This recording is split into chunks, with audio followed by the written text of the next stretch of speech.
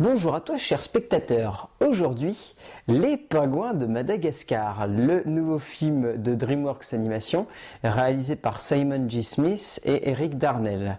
L'histoire, rapidement, ça se passe dès la fin de Madagascar 3.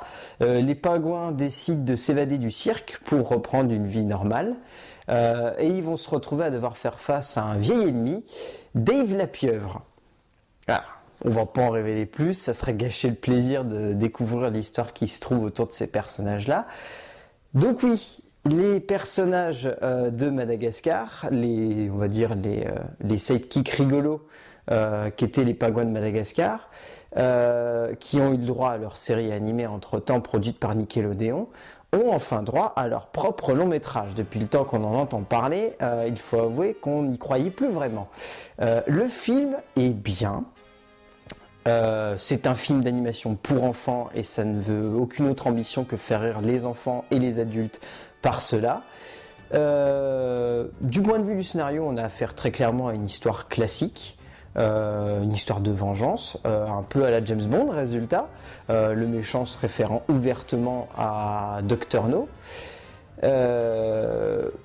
Voilà, il n'y a pas grand chose à dire du point de vue du scénario. C'est un scénario assez convenu, pour autant on n'en est pas déçu, puisqu'on s'attendait un petit peu à voir ce genre d'histoire avec les pingouins de Madagascar. On ne s'attendait pas non plus à avoir une trame narrative exceptionnelle ou ultra inventive.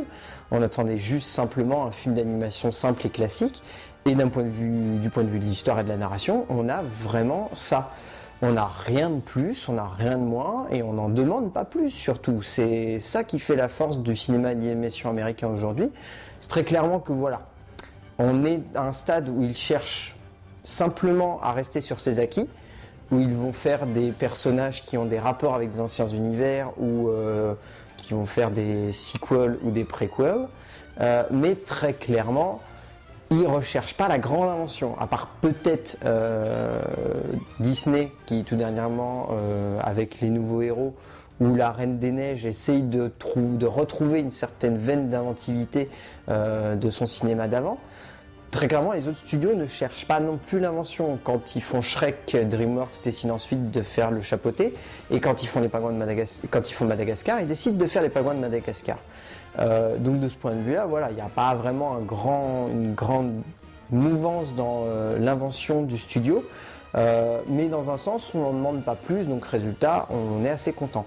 Ce qui marque dans ce film, c'est l'ambition de la mise en scène, car si on fait attention, au-delà du divertissement purement écrit ou au niveau de la narration, les deux réalisateurs essayent vraiment de créer des séquences qui sont assez hallucinantes. Si on y fait attention, la séquence où les personnages sortent de l'avion en plein au-dessus du désert, tout est dans un plan séquence.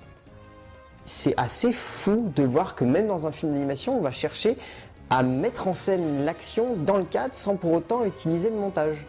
Où on va essayer de mettre en scène les personnages et de faire des gags qui vont s'enchaîner pour monter jusqu'à un crescendo absolument à mourir de rire, qu'on voit dans la bande-annonce malheureusement, mais qui vaut le coup quand même d'être gardé secret.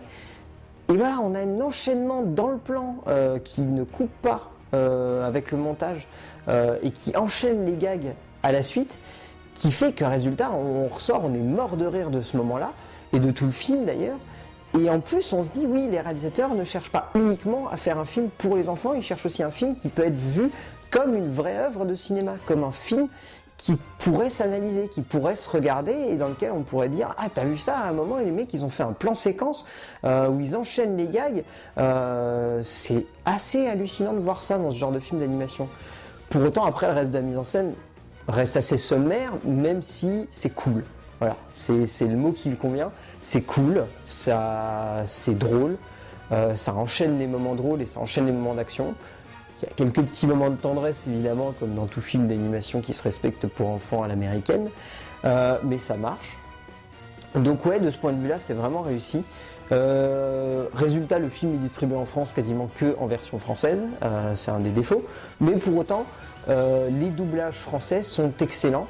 Notamment Xavier Fagnon dans le rôle du commandant qui est vraiment très très drôle, qui a une voix, il a une voix ce mec là, quand on l'entend on identifie tout de suite le personnage et on a tout de suite envie Voilà, de rentrer avec lui dans l'histoire et d'accepter le personnage tel quel, même avec le doublage français. On a aussi Gilles Morvan qui joue le rôle de Kowalski, qui double Kowalski et qui est vraiment drôle lui aussi. C'est vraiment les deux plus importants. C'est vrai que de l'autre côté, on aurait aimé écouter par exemple Benedict Cumberbatch qui campe l'agent confidentiel. C'est vrai qu'on aurait aimé l'entendre. Et John Malkovich ici dans le rôle du méchant.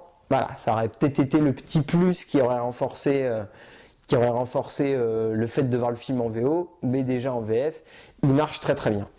Donc ouais, Les Pingouins de Madagascar, c'est clairement pas le film d'animation de l'année, mais ça reste un divertissement de fin d'année qui arrive au bon moment et qui mérite d'être vu en famille de préférence. Mais voilà, ça reste cool, c'est bien mis en scène, l'histoire est simple mais on rentre dedans. Donc ouais, Les Pingouins de Madagascar, c'est à voir. A plus.